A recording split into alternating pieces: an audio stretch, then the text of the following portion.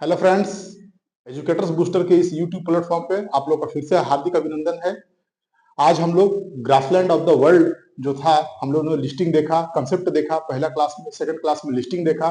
आज हम लोग वर्ल्ड डिस्ट्रीब्यूशन देखेंगे। जैसे कि ब्लैक बोर्ड पे आपके सामने में एक वर्ल्ड का मानचित्र है, ठीक है, वर्ल्ड मैप है।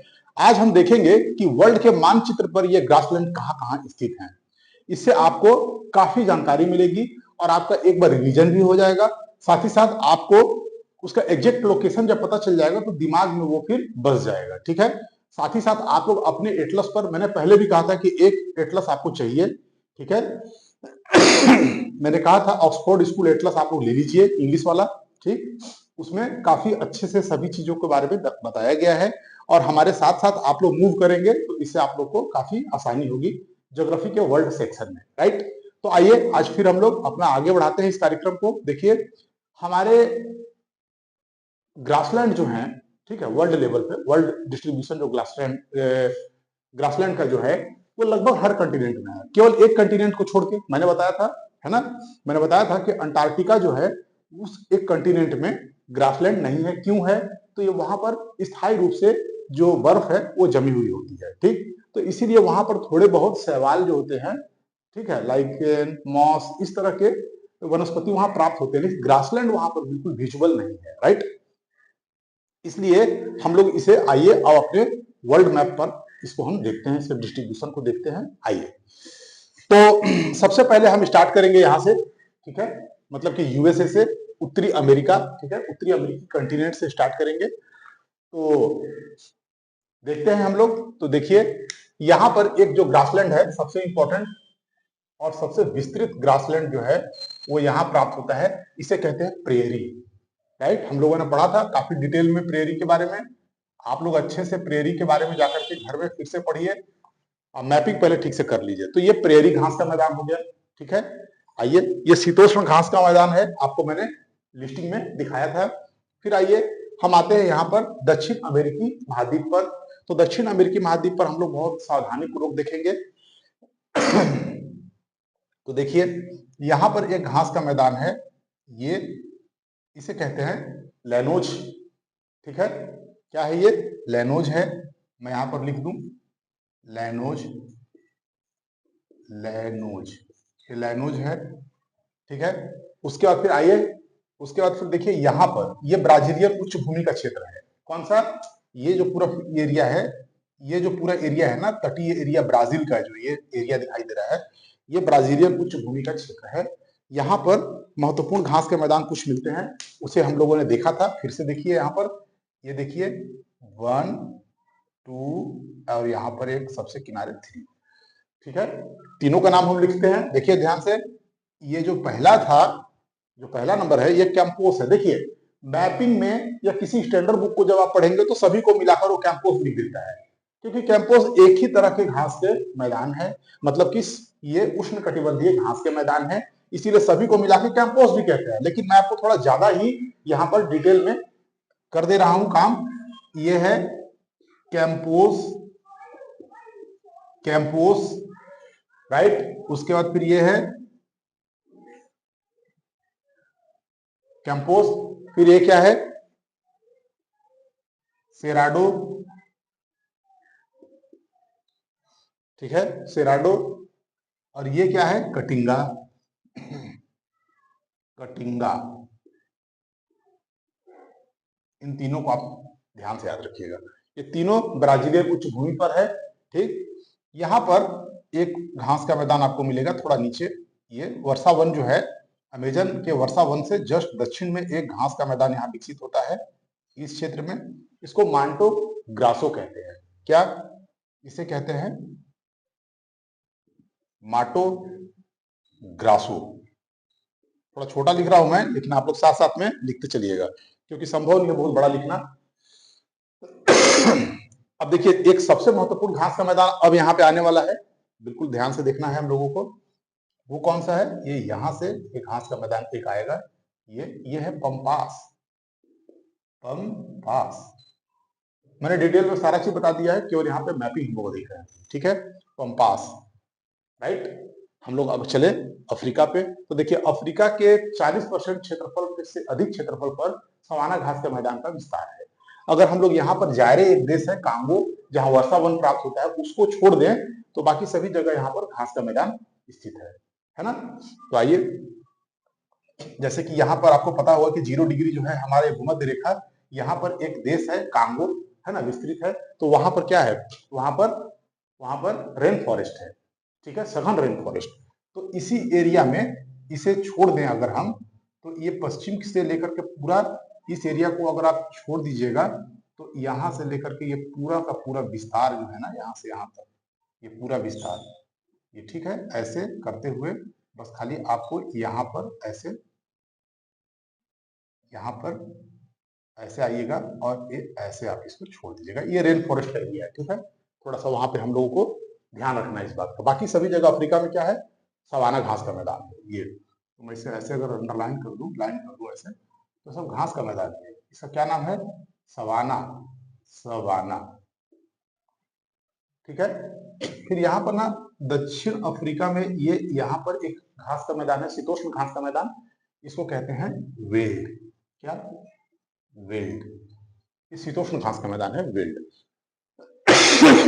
ठीक है, आगे बढ़ सकते हैं हम लोग। यहाँ पर एक चीज और याद रखिएगा थोड़ा सा, अगर चाहें आप लोग तो, ये जो 0 डिग्री है मतलब भूमध्य रेखा है, इसके ऊपर का जो क्षेत्र है, इस क्षेत्र को ऐसे ऐसे जो विस्तृत क्षेत्र है यहाँ तक, इस क्षेत्र को साहेल रीजन भी कहते हैं। ये भी एक तरह से यहाँ पर जो ये एक रेगिस्तानी क्षेत्र है, मतलब रेगिस्तान का विस्तार जो हो रहा है उसको साहेल रीजन के रूप में देखते हैं। यहाँ पर कई देश स्थित है, लेकिन यहाँ पर भी कुछ झुरमुट जैसा, ठीक है, गुच्छे जैसी छोटी छोटी झाड़ियां जो शुष्क होती हैं वो भी प्राप्त होती हैं, ठीक है। तो मैं लिख देता हूं ये साहेल, साहेल, साहेल प्रदेश है ये, ठीक है। उसका साहेल प्रदेश के बाद हम लोग आगे बढ़ेंगे जब, तब फिर आप आगे जब आइएगा तो फिर आपको दिखाई देगा क्या, ऑस्ट्रेलिया। तो ऑस्ट्रेलिया में एक बात आपको ध्यान रखना है, क्या ध्यान रखना है कि ऑस्ट्रेलिया में एक घास का मैदान है जो शीतोष्ण घास का मैदान है, मैंने बताया था डाउन्स, ठीक है। तो डाउन्स कहाँ है, ये देखिए, ये कहीं यहाँ पर है, डाउन्स नीचे में है। जैसे आपको पता है ना कि न्यू साउथ वेल्स वगैरह जो है, ठीक है, ये सब प्रांत क्या है, यहाँ पर नदियों का एक जाल बिछा हुआ है, इसीलिए यहाँ पर घास के मैदान भी बहुत अच्छे से विकसित हुए हैं। तो इसे याद रखना है हमको, डाउन्स, ये डाउन्स है, शीतोष्ण घास का मैदान है। और यही देखिए क्वींसलैंड के पास, यहां से मैं अगर ऐसे बना दूं तो देखिए ये पूरा का पूरा जो क्षेत्र है ना, ये वाला क्षेत्र जो है, ये जो क्षेत्र मैंने बनाया है ऑस्ट्रेलिया में, ये क्या है, ये ऑस्ट्रेलियाई सवाना है। देखिए सवाना का विस्तार जो है ना, एक सवाना एक खास तरह का मतलब कि घास है जो अधिक मात्रा में कहा मिलता है, अफ्रीका में। तो इस तरह से मिलता जुलता अगर घास कहीं और भी मिलता है किसी महाद्वीप में, तो उसको भी हम सवाना के नाम से ही जानते हैं। तो ये है ऑस्ट्रेलियाई सवाना, इसको याद रखिएगा, इसी शब्दों को याद रखना है आपको, ऑस्ट्रेलियाई, ऑस्ट्रेलियाई, ऑस्ट्रेलियाई सवाना, सवाना, राइट। और ये पूरा का पूरा जो न्यूजीलैंड है, इसको आप मान लीजिए पूरा का पूरा न्यूजीलैंड में ही कमोबेश विस्तृत है, कैंटरबरी, कौन, कैंटरबरी घास का मैदान, कैंटरबरी हो गया, शीतोष्ण कटिबंधीय घास का मैदान है ये। आगे बढ़े हम लोग, आगे आइए, तो यहां पर देखिए ये यूरोप आ गया। यहां पर जो विस्तृत है, यहां पर जो एक घास का मैदान है, इसको कहते हैं पुस्टाज, ये वाला क्षेत्र, पुस्टाज, ठीक है। क्या है ये है पुस्टाज, पुस्टाज, पुस्टाज, हंगरी में है पुस्टाज, हंगरी में है पुस्टाज, ठीक है। यहाँ पे आप लिख सकते हैं हंगरी। आगे आइए, अब एक महत्वपूर्ण क्षेत्र है देखिए स्टेपी का। तो स्टेपी क्या है, तो रूस का जो पश्चिमी क्षेत्र है, मतलब पश्चिमी रूस, ठीक है। और पश्चिमी रूस के साथ साथ हम चले जाते हैं मध्य एशिया तक, पूरा विस्तृत है स्टेपी घास का मैदान, ठीक है। ये आइए, स्टेपी घास का मैदान ये पूरा ऐसे विस्तृत है, स्टेपी घास का मैदान है, ये शीतोष्ण घास का मैदान है। इसे क्या कहते हैं, स्टेपी घास भूमि, स्टेपी घास भूमि। इसके थोड़ा सा आगे आ जाइएगा, यहाँ पर तो मंचूरिया का मैदान है, ठीक है। शीतोष्ण घास का भी मैदान है, इसको मंचूरिया का मैदान कहते हैं। क्या, मंचूरिया, मंचूरिया घास भूमि, आप इसको भी बना लीजिए मंचूरिया घास भूमि को। ठीक है, तो इस तरीके से विश्व के मानचित्र में आप लोगों ने कमोबेश, ठीक है, कुछ मैंने पार्कलैंड, पोर्कलैंड मैंने इस तरह से लिखवा दिया था, ठीक है, टू साक, ठीक है, रेंजलैंड, ये सब, तो उसको अलग से आप याद कीजिए, उसको मैं नहीं दर्शा रहा हूं, क्योंकि क्लासिकल घास के मैदान यही है, ठीक। और छोटे छोटे और अगर घास के मैदान जो मिलते हैं वो मैंने इसलिए आप लोग को दिखा दिया कि अगर आपको फंसने वाला क्वेश्चन अगर सेटर सेट करता है, अगर आप फंसेंगे नहीं, बिल्कुल आगे निकल जाएंगे।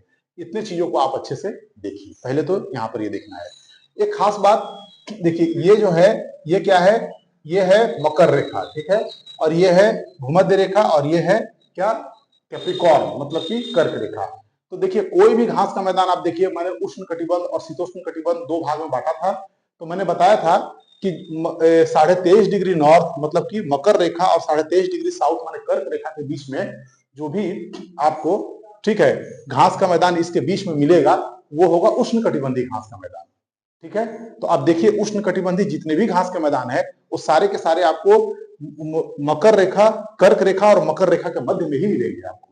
अब आपको मैं दिखा दूं, लैनोज देखिए, मांटो ग्रासो देखिए, कैंपोस देखिए, सेराडो देखिए, कटिंगा देखिए, देख रहे हैं, फिर सवाना देखिए, सवाना भी आपको इसी के बीच में मिलेगा, साहेल रीजन देखिए, ठीक है। उसके बाद आप आइए देखिए ऑस्ट्रेलियाई सवाना, है ना, ये देखिए। तो ये सब कहाँ मिल रहा है आपको, 23.5 डिग्री नॉर्थ से 23.5 डिग्री साउथ के बीच में, मतलब कि कर्क रेखा और मकर रेखा के बीच में, मतलब उष्ण कटिबंधीय क्षेत्र में। ये उष्ण कटिबंधीय क्षेत्र है, ये ट्रॉपिकल रीजन है। और 23.5 डिग्री के नॉर्थ मतलब कि कर्क रेखा के उत्तर में, और 23.5 डिग्री साउथ के दक्षिण में, मतलब कि मकर रेखा के दक्षिण में आप जो भी घास के मैदान दिखेंगे वो शीतोष्ण कटिबंधीय घास के मैदान होंगे। तो शीतोष्ण कटिबंधीय घास के मैदान में आप देखिए, जैसे यहां से देखते हैं हम लोग अगर, तो प्रेरी देखिए, प्रेरी 23.5 डिग्री के अक्षांश के ऊपर में स्थित है, उत्तर में है। वैसे ही पंपास 23.5 डिग्री साउथ अक्षांश के नीचे में है, ठीक है। वैसे ही चलिए देखते हैं वेल्ड, तो वेल्ड देखिए 23.5 डिग्री साउथ के जस्ट नीचे स्थित है वेल्ड, शीतोष्ण कटिबंधीय घास का मैदान है। वैसे पुष्टाज देखिए, तो पुष्टाज तो मध्य मतलब कि मतलब देखिए जहां पुष्टाज कहाँ है, तो ये कर्क रेखा के उत्तर में स्थित है, मतलब शीतोष्ण कटिबंधीय क्षेत्र में स्थित है। ऐसे ही स्टेपी घास की भूमि को देखिए, 23.5 डिग्री मतलब कि कर्क रेखा के उत्तर में है, और ये पूरे महाद्वीप के मध्य में है, ठीक है। तो मैंने बताया था कि शीतोष्ण कटिबंधीय घास का मैदान कभी भी आपको किनारों पे नहीं मिलेगा, ये असंभव है कि किनारों पे मिल जाए, ठीक है। संशोधित जलवायु है और कोई पर्वत के ऊपर है तो मैं उसकी बात नहीं कर रहा हूं, लेकिन किसी महाद्वीप के ही मध्य में मिलते हैं, मतलब कि शीतोष्ण घास के मैदान।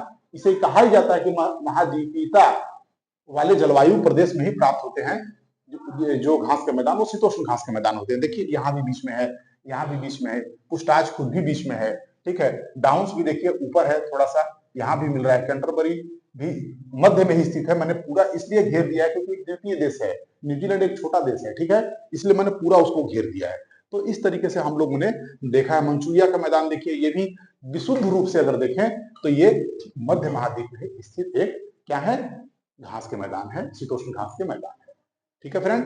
तो इस तरीके से हम लोगों ने इसे देखा है बहुत अच्छे से।